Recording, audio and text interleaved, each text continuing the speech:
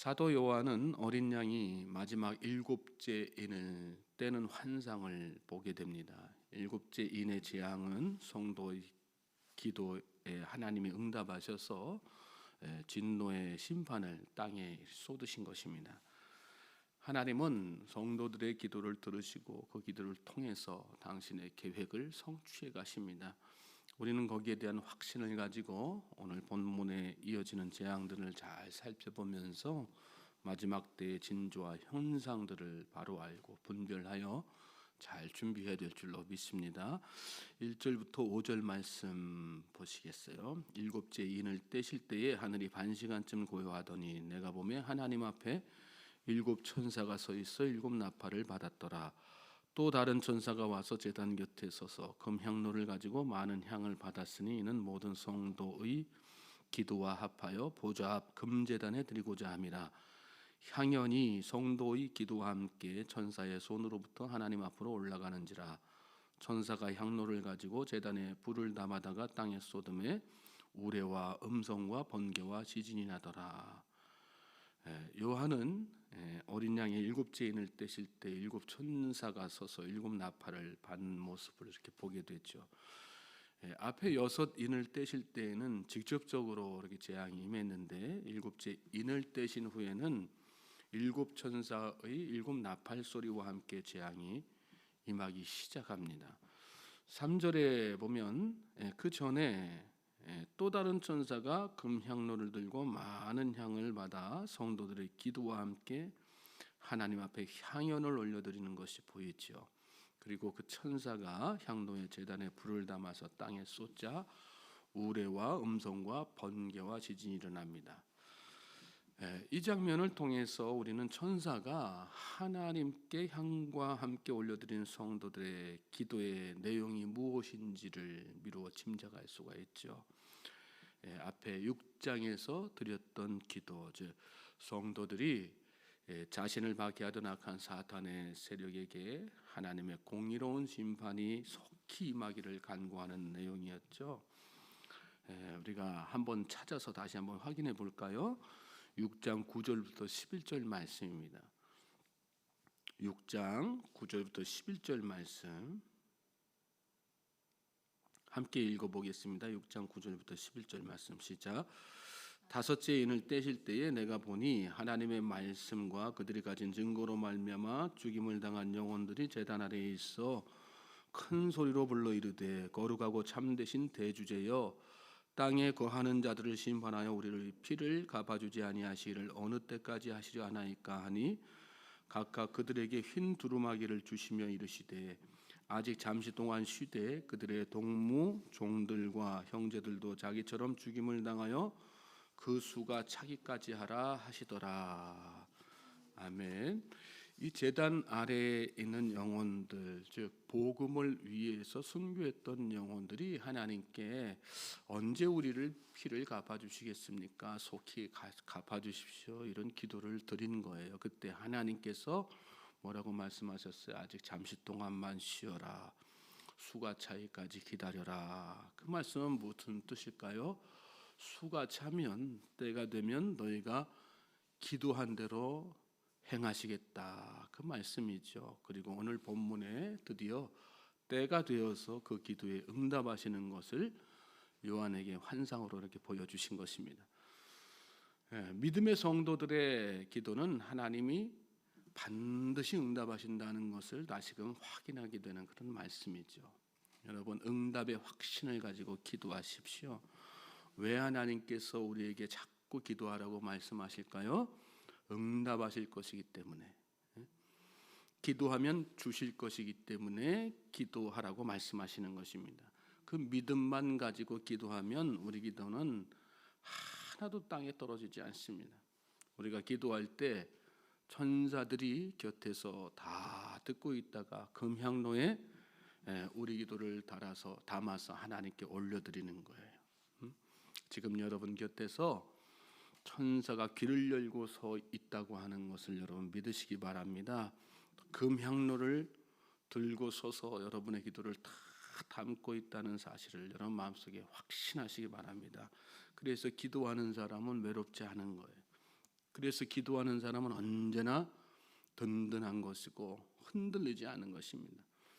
6절부터 9절 말씀 보세요. 일곱 나팔을 가진 일곱 천사가 나팔 불기를 준비하더라. 첫째 천사가 나팔을 부니 피 섞인 우박과 불이 나와서 땅에 쏟아지매 땅의 3분의 1이 타버리고 수목의 3분의 1도 타버리고 각종 푸른 풀도 타버렸더라. 둘째 천사가 나팔을 부니 불 붙는 큰 산과 같은 것이 바다에 던져지매 바다의 3분의 1이 피가 되고 바다 가운데 생명 가진 피조물들의 3분의 1이 죽고 배들의 3분의 1이 깨지더라. 첫째 천사가 나팔을 불자 피 섞인 우박과 불이 이렇게 땅에 쏟아졌어요. 땅의 3분의 1이 타버리고 수목과 각종 푸른 풀도 타버렸다. 출애굽 당시 하나님이 애굽 땅에 내리셨던 7번째 재앙과 비슷하죠. 우박 재앙이에요.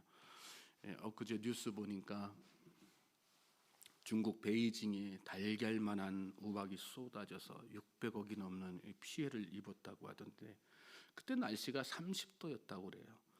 한여름에 하늘에서 달걀만한 얼음덩어리가 막 쏟아져 내린 거예요.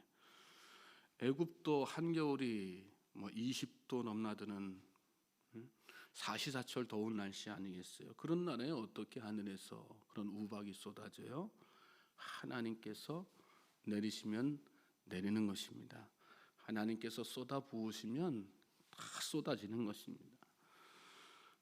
모든 되어지는 일들이 하나님의 섭리와 계획 가운데 되어지는 것이라는 사실을 여러분 잘 믿으시기 바랍니다.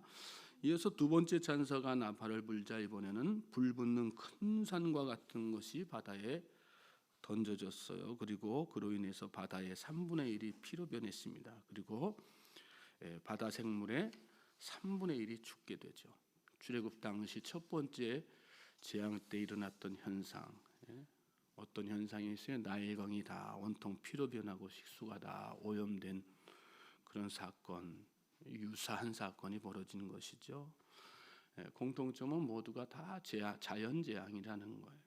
출애굽 때 바로와 애굽 백성들을 돌이키시기 위해서 자연재앙을 내리셨던 것처럼 사람들을 회개시키시기 위해서 속히 회개하고 하나님의 말씀에 순종하라고 경고하시는 그런 자연재앙들이 때가 임박하면 다 내려진다는 그런 말씀이죠. 근데 오늘 우리가 사는 시대가 바로 그런 시대 아니겠어요? 지금 지구 곳곳에 기상이변이 나타나고 있습니다. 북극 얼음이 다 녹아내린다고 그래요. 환경이 다 파괴되고 있어요. 과학자들은 그걸 지구 온난화 때문이라고, 오존층이 파괴되어서 그렇다고 이야기하지만 엄밀히 말하면 그건 근본 원인이 아닙니다. 근본 원인은 인간의 탐욕과 교만, 불순종의 죄 때문입니다. 우리는 이런 현상들을 바라보면서 하나님의 말씀을, 현상 속에 들어있는 하나님의 계시의 음성을 잘 들어야 되는 것입니다. 과학으로, 인간의 노력으로 해결될 문제가 아니라는 말씀이에요. 과학자들은 이대로 가면 얼마 못 가서 지구 종말을 맞게 될 것이다 이렇게 이야기합니다. 환경운동 해야 되지만요, 환경운동 가지고 막을 수가 없는 거예요. 이미 하나님의 심판이 시작되었기 때문입니다. 그러므로 지혜로운 사람은 시대를 잘 분별하여서 돌이켜 회개하는 길을 찾게 되지만요, 어리석은 자는 끝까지 깨닫지 못하고 결국은 재앙을 당하게 되는 것입니다.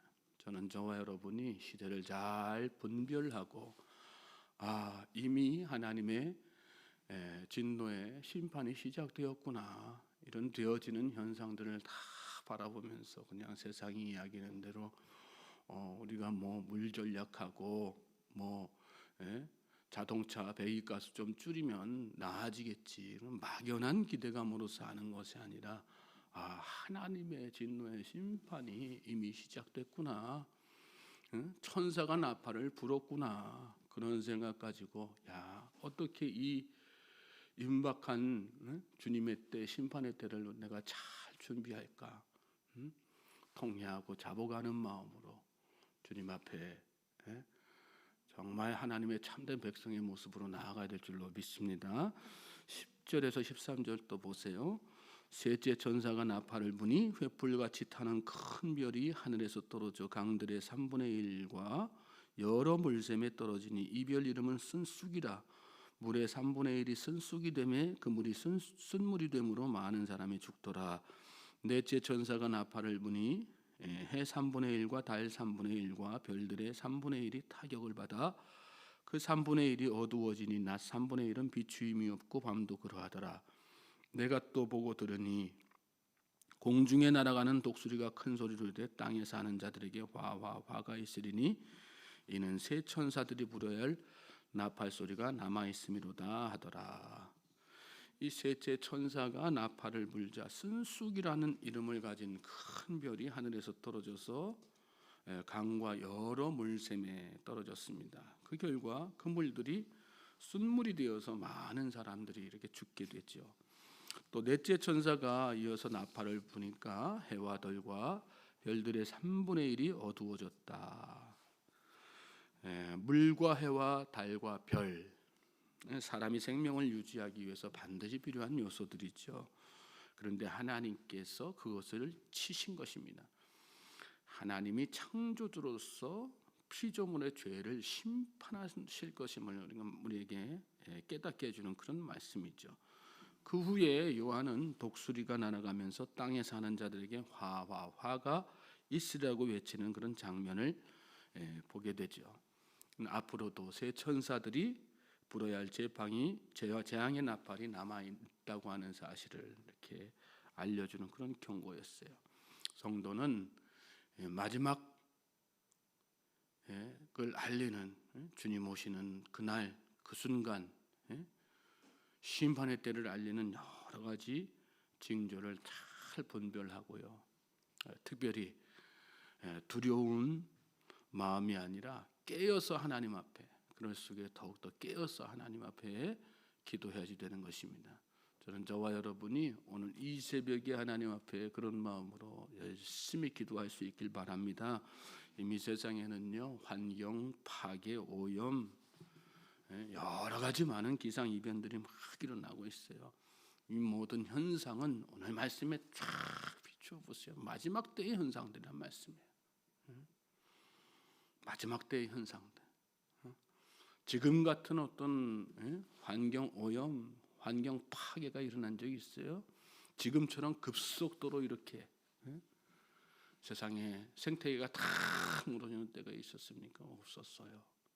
그만큼 때가 임박한 것입니다. 성도는 이런 계시의 말씀, 여러 가지 환상들 가운데 들어있는 계시의 말씀을 잘 마음속에 깊이 새겨 듣고 때가 가까이 왔구나 이런 생각 가지고, 안일함이 아니라 영적 긴장감을 가지고 깨어서 기도해야지 되는 것입니다.